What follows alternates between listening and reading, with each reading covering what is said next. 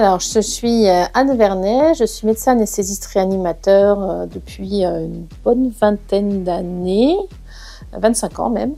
Je suis actuellement depuis un peu plus de 10 ans à l'hôpital de Perpignan, dans un centre hospitalier non universitaire. Je suis donc PH temps plein avec une part d'activité qui est liée à l'activité syndicale au SNFAR. Mon mari fait exactement le même métier que moi. Heureusement qu'on est tous les deux anesthésistes réanimateurs, sinon on ne comprendrait pas pourquoi l'autre est fatigué et peut être de très mauvaise humeur en sortant de garde. Et pourquoi les week-ends, des fois, on ne peut pas faire des choses parce qu'il y a la permanence des soins. Et puis il faut la faire et on est quand même très attaché au service public hospitalier. J'ai 4 enfants, dont aucun n'est médecin pour l'instant, mais ça pourrait arriver quand même. J'ai eu la chance de pouvoir être en week-end au week-end de l'Ascension, donc je le paye puisque je suis de garde. J'étais de garde lundi, je serai de garde jeudi. Lundi, je fais une garde avec les nouveaux internes, donc c'est un petit peu plus astreignant que d'habitude où c'est déjà assez lourd, une garde en maternité. Et puis, voilà, je suis rentrée, j'étais bien fatiguée mardi matin. J'ai emmené ma fille au lycée qui commençait tard et puis parce qu'il pleuvait. Et puis voilà, après j'ai essayé de dormir. J'ai eu très très mal dormi, bien sûr.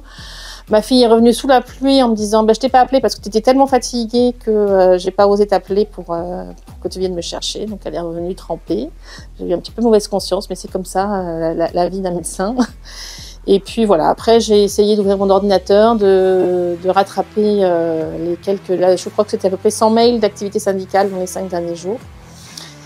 Et puis je suis là ce matin au conseil d'administration d'APH. C'est important les élections professionnelles parce qu'on va choisir quels sont les syndicats ou les organisations syndicales, les groupes de syndicats, qui vont représenter les praticiens auprès de toutes les tutelles, c'est-à-dire être présents dans les discussions qui concernent nos conditions de travail actuelles et surtout à venir. C'est-à-dire que si on veut que les choses s'améliorent, si on pense que l'hôpital public peut encore être attractif, et nous, on a des solutions pour que ce soit attractif, et ces solutions d'ailleurs, les jeunes nous disent si ce que vous proposez, ça se fait, l'hôpital public, ça va être super et on y restera. Il faut participer à ces élections, parce que ne pas participer à ces élections, ça veut dire qu'on laisse l'hôpital public mourir à petit feu et qu'on le confie à des gens dont on ne sait pas trop s'ils sont concernés par l'avenir de l'hôpital. Nous, on a des propositions sur le temps de travail, parce que c'est une proposition qui nous paraît essentielle maintenant dans l'évolution sociétale, et que l'équilibre entre vie professionnelle et vie privée, ça devient extrêmement important. Et heureusement que les jeunes nous ont secoués pour nous dire que c'était important et qu'il fallait qu'on arrête d'être des super-héros. Il y a le sujet de la permanence des soins, il y a le sujet de la gouvernance, où il faut arrêter d'être dans des systèmes complètement pyramidaux et nous laisser travailler comme on l'a fait pendant le Covid, c'est-à-dire en s'organisant nous-mêmes. Ça a super bien marché. Sans doute trop bien pour qu'on puisse l'appliquer sans arrière-pensée. Plein de sujets qui ne sont pas l'intérêt personnel des membres des conseils d'administration, d'APH ou de ces syndicats, mais qui sont vraiment tournés vers l'ensemble des praticiens.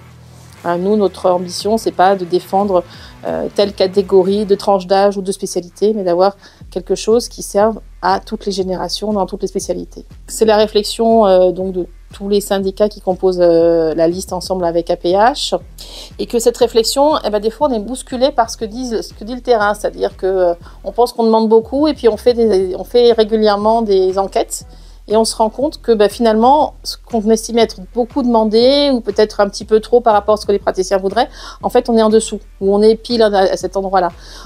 C'est le sujet du samedi matin intégré dans la permanence des soins, c'est le sujet de la rémunération, où finalement, on voit que la base, elle est très très en attente sur des propositions qu'on osait à peine effleurer. Il faut se rappeler qu'à 20 ans, les gens, après une garde, ils travaillaient, des fois ils enchaînaient 2 gardes, 3 gardes, ils travaillaient sans s'arrêter.